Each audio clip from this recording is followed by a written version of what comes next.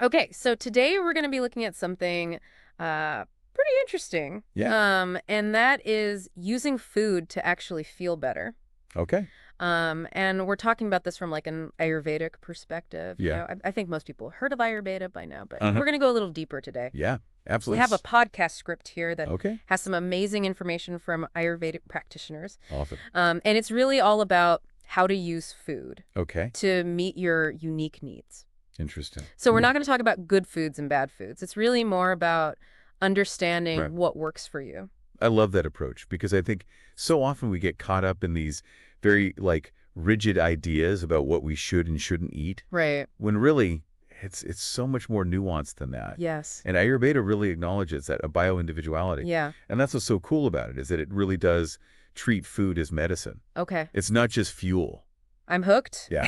So how do we unlock this food as medicine power? Well, Ayurveda has this concept called Asht Aahar Vidhi Visheshayatan, Okay. which basically translates to 8 factors that affect how your body uses food. 8? 8 factors. Wow.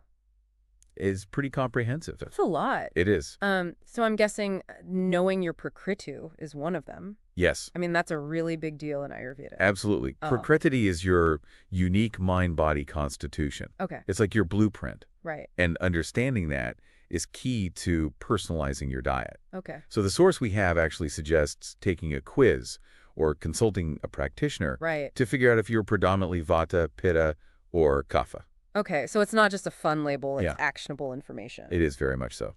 So what kind of impact does knowing your prakriti have on your food choices? So let's take Vata as an example. Okay. Vata types tend to be very airy and light. Okay. So they benefit from grounding, warming foods, Mm-hmm. like cooked grains and root vegetables. Okay. On the other hand, Pitta types are more fiery and intense. Right. So they need cooling foods like cucumbers and sweet fruits Got it. to balance that heat. And then Kapha. Kapha types are more grounded and stable, Okay. so they thrive on light and spicy foods. Wait, so you're telling me I can eat spicy food and it could be good for me? Exactly. This is revolutionary. It really is about finding what works for your specific constitution. That's amazing. Ayurveda really emphasizes this bio-individuality. Yeah. The idea that we all have unique needs. Okay, that's 1 down, 7 to go. Okay. What's next? So the second factor is Karana, Okay. which focuses on food preparation. Oh, How you cook your food right. can significantly impact its energetic qualities Right. and how your body digests it. So like a raw carrot versus a roasted carrot Exactly. is a different game in my system. Yeah, think about it. Steaming vegetables preserves more nutrients and is considered lighter than, say, frying, Right. which adds heaviness. Makes sense. Ayurveda is all about understanding these subtle differences, Okay. but they are important. So I'm starting to see how all these pieces fit together. Yeah. What about like combining foods? Okay. Is that one of the factors too? Yes, the Sanyoga, the third factor, Oh, wow. and Ayurveda offers guidelines on which foods harmonize well together and which might create digestive distress. So like food pairings, but Yeah, with like an ancient wisdom twist. exactly. So no pineapple on pizza? It's not quite about specific rules like that. Okay. It's more about understanding the qualities of different foods Right. and how they interact. Got it. For instance, eating melons with other foods Yeah. is generally discouraged Why is that? because their quick digestion Okay. can actually disrupt the digestion of other items. Oh, so melon solo. Melon solo. Now on, got it. Yes. Okay, so what's next? Next up is Rashi, Okay. which refers to the quantity of food you consume. Oh, portion control. Portion control, but with a more mindful approach. Oh, portion control, the eternal struggle. I know. What's Ayurveda's take on this? Well, Ayurveda actually offers this really simple visual. Okay. Imagine your stomach divided into 4 parts. Okay. 2 parts for food, Okay. 1 part for water, and 1 part left empty. Oh, I like that. It's a good visual, right? Yeah, that's a good visual. It helps to prevent overeating Right. and ensures proper digestion. I am definitely guilty of filling all 4 parts with food. I think we all are at times, Sometimes. but it's a good reminder Yeah. to be mindful. Okay, so on to number 5. Right, number 5 is Desha, Okay. and this one refers to the environment where you eat. Oh. Ayurveda emphasizes a calm and peaceful setting Okay. for optimal digestion. So my habit of eating lunch at my desk while frantically answering emails, Probably not the best. not ideal. Yeah, okay. Who knew? Well, think about it. Okay. When your mind is stressed, Yeah. your digestion is compromised. Hmm. Ayurveda really encourages creating a calm, mindful space for eating, Right. free from distractions. Okay. Even something as simple as putting on relaxing music can make a difference. Oh, wow. I never really thought about the impact of my environment on my digestion. Yeah, it's a big one. It's like creating a mini ritual around eating. Exactly. Wow, this is making me rethink my whole lunch routine. It's about shifting your awareness Okay. and recognizing that eating is more than just fueling your body. Right. It's an opportunity to nourish yourself on multiple levels. Love that. Okay, so on to number 6. Right. Number 6 is kala, Hmm. which is all about the timing of your meals. Oh, interesting. Ayurveda recommends having your largest meal at midday, Hmm. when your digestive fire, or agni, Right. is at its peak. That's interesting because I feel like a lot of people I know have their biggest meal at dinner. Yeah, that's pretty common in our modern society. Yeah, so Ayurveda is saying we should flip the script. Yeah, from an Ayurvedic perspective, the middle day is when your body is most capable of effectively digesting and absorbing nutrients. Okay. It's about aligning your eating habits with your body's natural rhythms. Makes sense. I can see the logic in that. Mhm. So like lighter breakfast, Yeah, power lunch, exactly. lighter dinner. Yes, Okay, got it. perfect. 2 more factors to go. 2 more. What's up next? So next is Yoga Samsta, Okay. which delves deeper into the rules of eating. Hmm. This is really closely tied to the concept of mindful eating. Oh, okay. You've piqued my interest. Yeah. We'll have to dive deeper into mindful eating later. Absolutely. But okay, so last but not least, number 8. The final factor is Upayukta, Okay. which emphasizes recognizing your individual constitution, Right. your prakriti. Yeah. It's a reminder that there's no one-size-fits-all approach, Right. and that what works for one person may not work for another. It seems like knowing your prakriti is crucial in Ayurveda. It really is. It keeps coming up. It's the foundation Yeah. of personalized nutrition in Ayurveda. Okay. Understanding your prakriti is the first step toward making choices that are truly aligned with your unique needs. So we have prakriti, Yes. Karana, Sanyoga, Keep going. Rashi Yeah, right. Disha. Kolayobwe, What's there? Yoga Sansta, and Upayosta. You got them all. That's a mouthful. It is, literally. But it's amazing how much thought Right. goes into each aspect Yeah. of eating in Ayurveda. It's a whole system. It's like a whole new way of thinking about food. It really is. And it's so cool. And that's the beauty of it. It's a holistic system that recognizes the interconnectedness of our bodies, Yes. our minds, and the Yes. environment. Yes. It's all connected. I'm already starting to see how powerful this approach can be. Awesome. I'm curious, have you noticed any shifts in your own life since incorporating these principles? Absolutely. It's been a gradual process, but I've definitely become more mindful of my food choices, Okay. my eating environment, Mm-hmm. and how different foods make me feel. That's so inspiring. I think our listeners are ready to get into some practical applications of these principles. Okay? You mentioned mindful eating earlier. Yes. Let's deep dive into that now, shall we? Let's do it. Okay, I'm ready to upgrade my eating game. I love it. All right. Awesome. All right. So we've covered those 8 factors of Ayurvedic eating. Mhm. And now Mhm. it's time to really explore one of the most powerful tools Ayurveda offers. Okay. And that's mindful eating. Yeah, we tend to think of mindful eating as just like slowing down. Yeah. But I have a feeling it's a lot more than that. It is a lot more than that. Okay. It's not just about the speed at which you eat. Right. It's about bringing full awareness to the experience. Mm.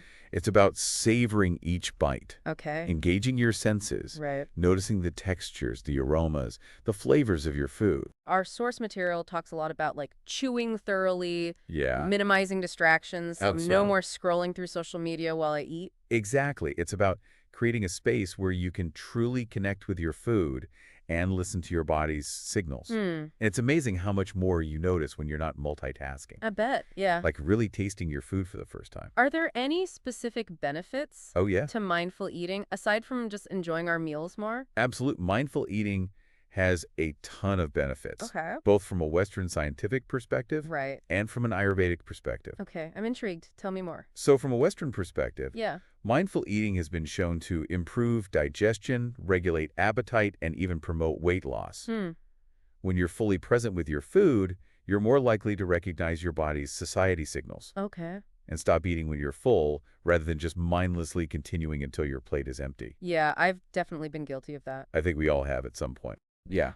For sure. And then from an Ayurvedic perspective, Okay. mindful eating actually enhances the absorption of prana, Oh, prana. which is the Okay. vital life force energy Right. that's present in all living things, Okay. including the food we eat. Wow, so it's not just about the physical nourishment, it's Yeah. about absorbing this vital energy. It's about absorbing that prana. Okay, that's fascinating. And prana is essential for maintaining vitality, mental clarity, and overall well-being.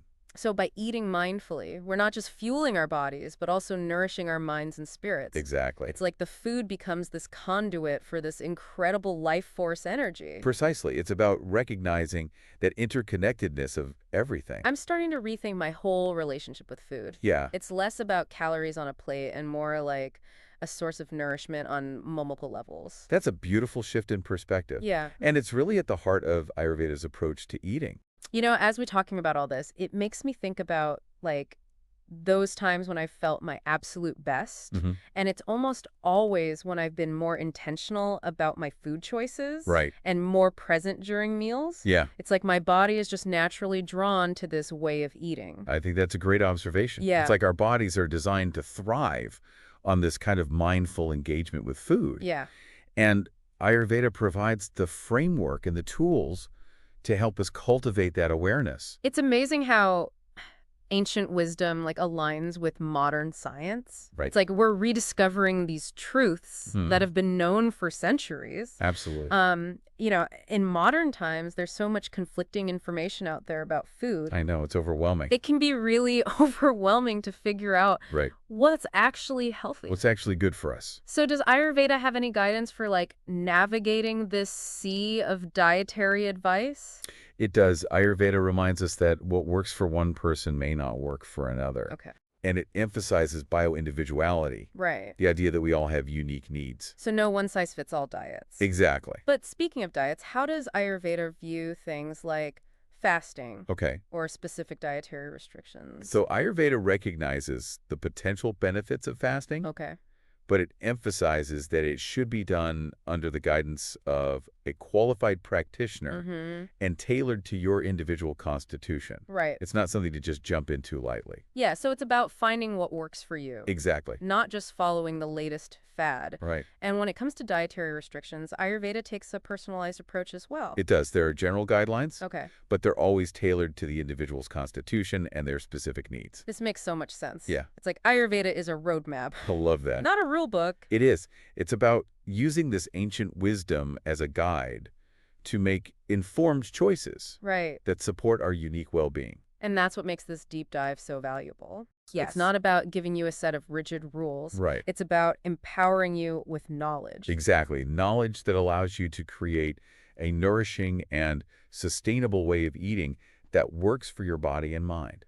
Okay, before we wrap up, I Yeah. want to go back to something you mentioned earlier. Okay. The concept of prana. Yeah, Can you explain a little bit more about that? of course. It sounds super intriguing. So in Ayurveda, prana is considered the vital life force that permeates everything in the universe, Okay. including the food we eat. So it's like the energy that animates all living things. Exactly. And when we eat mindfully, Yeah. we're not just consuming those physical nutrients. Right. We're also absorbing the prana Okay.